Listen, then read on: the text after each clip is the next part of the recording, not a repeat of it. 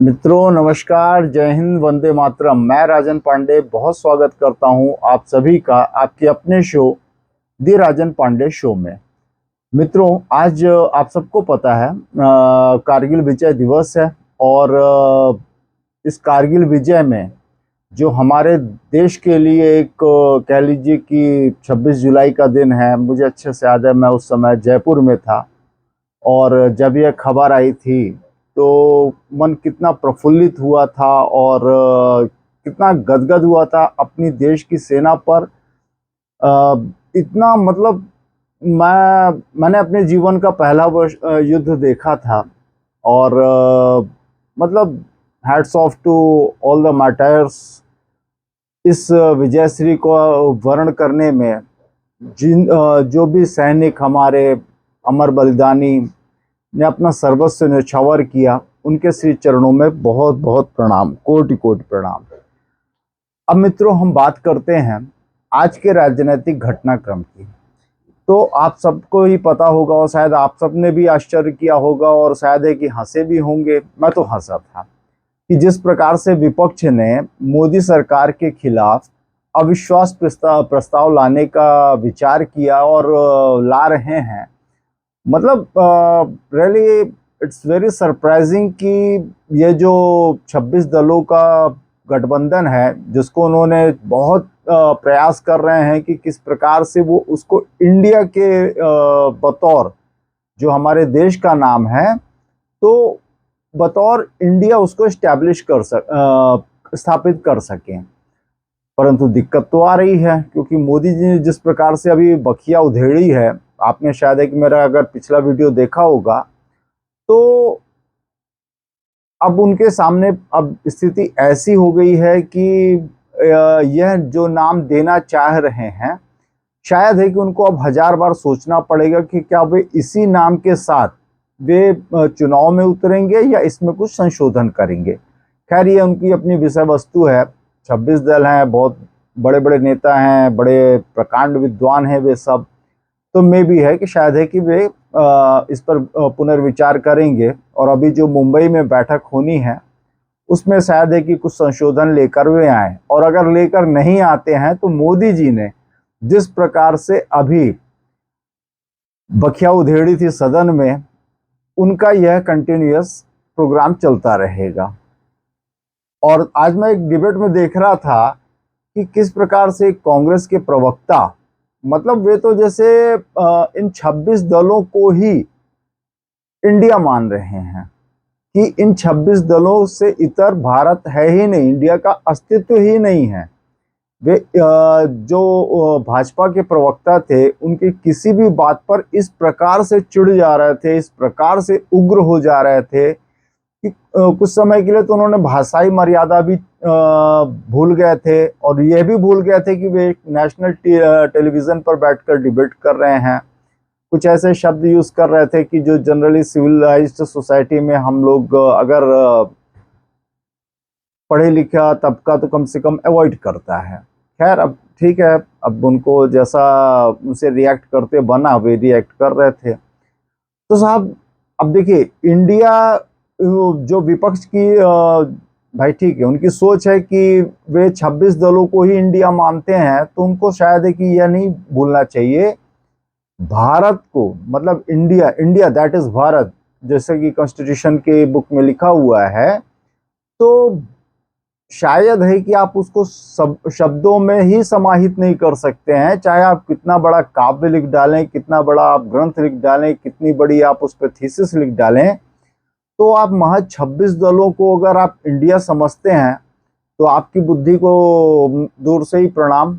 और माँ सरस्वती से कामना है, प्रार्थना है कि आप सबको सद्बुद्धि आवे और 26 दलों से बाहर के जो रियल भारत है, इंडिया है, आप उसको उसके दर्शन कर सकें। खैर साहब, अब देखिए साहब, एक बात है जो इन्होंने अविश्वास प्रस्ताव लेकर आए हैं।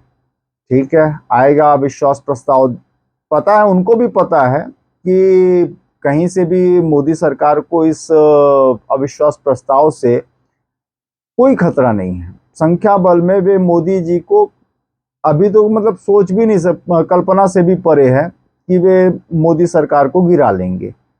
परंतु ऐसी क्या मजबूरी थी कि वे अविश्वास प्रस्ताव ले आए। एक इनको ऐसा लगता है, जो आम जनमानस में जो एक बात चल रही है कि वे चाहते हैं कि मोदी जी मणिपुर पर बोलें। ऐसा नहीं कि मोदी जी ने मणिपुर पर बोला नहीं, बोला था उन्होंने। जब मॉनसून सत्र शुरू हुआ था उसके पहले ही उन्होंने बोला था। तो अब इसमें उन्होंने विपक्ष ने ये निकाल लिया कि इतने सेकंड्स बोले, इतने मिनट्स बोले, बाकी और दूसरे स्टेट्स पर बोले। हाँ भाई, वे प्रधानमंत्री हैं, वे किसी प्रदेश के मुख्यमंत्री नहीं हैं कि वो जो सिर्फ अपने प्रदेश को लेकर ही बोल सकेंगे। देखिए, बोलने को एक आम व्यक्ति ही कहीं की भी पूरे भारत में हो रही किसी भी घटना पर बोल सकता है, परंतु प्रधानमंत्री जी ने अपना प्रधानमंत्री होने का दायित्व निभाया। फिर उन्होंने पश्चिम बंगाल का भी जिक्र किया, अदर देन मणिपुर, छत्तीसगढ़ का भी जिक्र किया, राजस्थान का भी जिक्र किया, और बिहार का भी शायद एक जिक्र किया।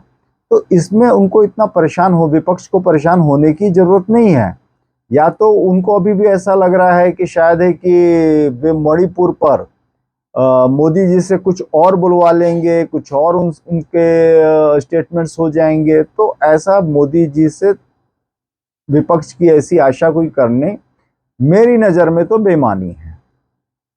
और दूसरा, एक तरह से मेरी नज़र में अगर मैं सच कहूं कि जब मैं थोड़ा सा हंसा था कि जब पता चला कि अविश्वास प्रस्ताव लेकर आ रहे हैं, तो वह इस बात पर हंसा था मैं कि इन्होंने सामने से बैल को पुकार रहे हैं कि आ बैल मुझे मार। क्योंकि देखिए, कुछ भी हो, मोदी जी जैसा ओरेटर, वक्ता, पूरी कांग्रेस या किसी एक दल, चाहे आरजेडी हो, जनता दल यूनाइटेड हो, आम आदमी पार्टी हो, या अन्य जो भी घटक दल हैं, उनमें किसी में भी मोदी जी जैसा ओरेटर, वक्ता है ही नहीं।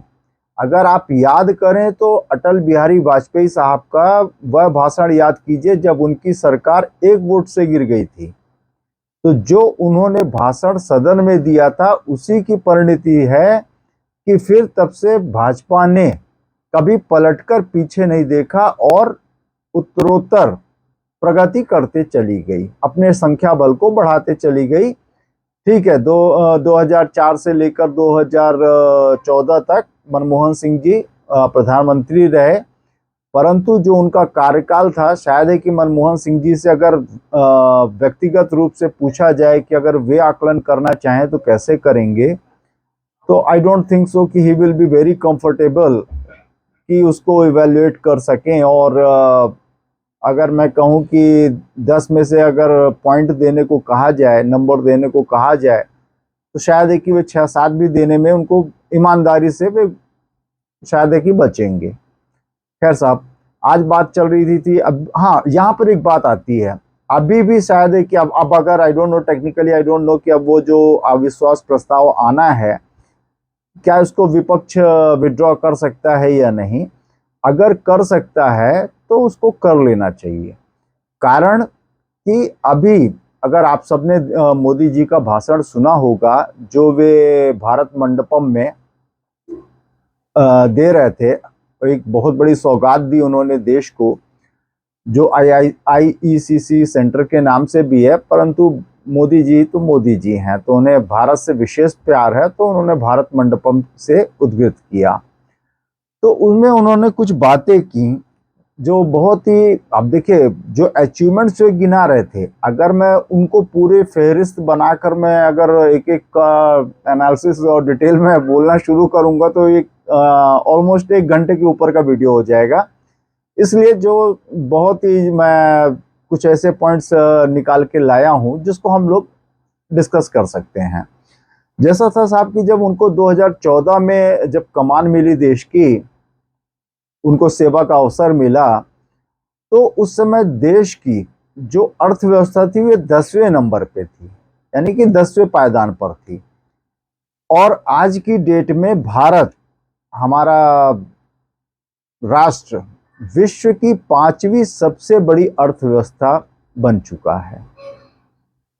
शायद है कि देखिए, एक पायदान ऊपर भी बढ़ना, जिसके लिए आदमी बोलता है कि चोटी का पसीना एड़ी पे आ जाता है, तो यहाँ पर तो 5 पायदानों की छलांग है। बहुत अच्छा लगा साहब। आज पांचवें पायदान पर है भारत। उसके बाद एक मोदी जी के, एक मैंने वीडियो बनाया था, उसका टॉपिक मैंने रखा था, उसका थंबनेल रखा था कि यह मोदी की गारंटी है। आज पता नहीं कैसे मोदी जी के मुखारविंद से आज एग्जैक्टली यही चीज निकली कि यह मोदी की गारंटी है कि जो हमारा तीसरा टर्म होगा, हम विश्व की तीसरी सबसे बड़ी अर्थव्यवस्था होंगे। यह मोदी की गारंटी है।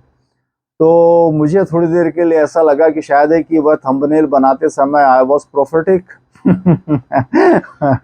तो साहब ये एक अच्छा लगा। और देखिए, अब ये बोले कि यार मोदी जी ने तो बोला है कि थर्ड सबसे बड़ी अर्थव्यवस्था बन जाएगी, तो उसका एक उन्होंने पुख्ता प्रमाण भी दिया। आप सबने वह वायरल वीडियो देखा भी होगा कि जब 218 में 2018 में मोदी जी संसद में भाषण दे रहे थे, तो अपने कार्यों पर उनको इतना विश्वास था, और शायद है कि at that time he was so prophetic कि उन्होंने उस समय पर बतौर एक तरह से कह लीजिए कि भविष्यवाणी कर दी थी कि आप, मतलब विपक्ष को संबोधित करते हुए, कि आप 2023 में भी इस सरकार के खिलाफ अविश्वास प्रस्ताव लाने की तैयारी कर लीजिए या आप लाएंगे।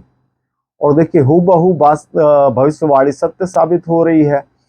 तो यह चीज जो अभी मोदी जी ने कही कि भारत विश्व की तीसरी सबसे बड़ी अर्थव्यवस्था होगा, तो पूरा कारण बनता है। और खासतौर पर व्यक्तिगत तौर पे तो फिर मैं मान लेता हूं कि हाँ, भारत विश्व की तीसरी सबसे बड़ी अर्थव्यवस्था बन जाएगा।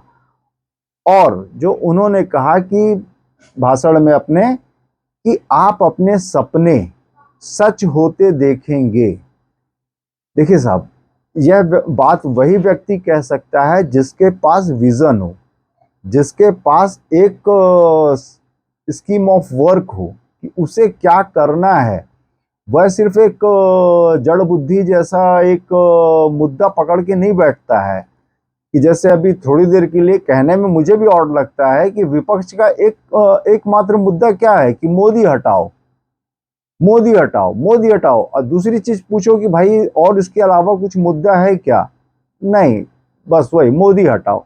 तो साहब, मोदी जी जब मनमोहन सिंह सरकार को अपदस्थ किए थे, तो वो कोई इस एजेंडा को लेकर आगे नहीं बढ़े थे कि मनमोहन सिंह सरकार हटाओ। वे, उनके पास अपना एक विजन था कि हम एक करप्शन फ्री सरकार देंगे, हम एक बहुत अच्छी, जो उनके कोर एजेंडास थे वे सब आप जानते हैं, कि चाहे वो धारा 370 हो, राम मंदिर हो, उसके अलावा भी और जो इंफ्रास्ट्रक्चर में जो डेवलपमेंट्स होने हैं। मतलब he was having a complete road map कि कैसे देश को मुझे आगे ले जाना है। और आज उनके पास 2023 में हम बैठे हैं, 2047 तक का एक प्लान तैयार है कि जब भारत, शायद है कि, शायद नहीं, मैं तो अब उसको कंफर्म मानता हूं कि अगर मोदी जी ने कहा है कि भारत एक डेवलप्ड इकोनॉमी होगा, एक डेवलप्ड नेशन होगा, तो मेरे पास पूरा रीजन है कि मैं मोदी साहब पर मैं विश्वास करूंगा कि यस, 2047 तक भारत विश्व की जो चुनिंदा विकसित देश हैं उनके ब्रैकेट में होगा। एक ये बात रही साहब। अब देखिए, एक छोटी सी बात और अवश्य है कि मोदी जी का आप कॉन्फिडेंस देख सकते हैं। आज भारत मंडपम से उन्होंने अपने थर्ड टर्म की भी गारंटी दे दी। अब ऐसा हो गया है कि मोदी जी अगर कुछ बोलते हैं, कुछ वक्तव्य देते हैं ना, तो almost it sounds like that he is giving U A guarantee. आज अगर वो कोई भी अपना वक्तव्य दे रहे हैं, अपनी कोई बात कह रहे हैं, तो आप उसको पत्थर पर लिखी इबारत जैसा मान सकते हैं। दैट सॉर्ट ऑफ कॉन्फिडेंस आज जो आम व्यक्ति है उसके मन में मोदी जी को लेकर भर चुका है।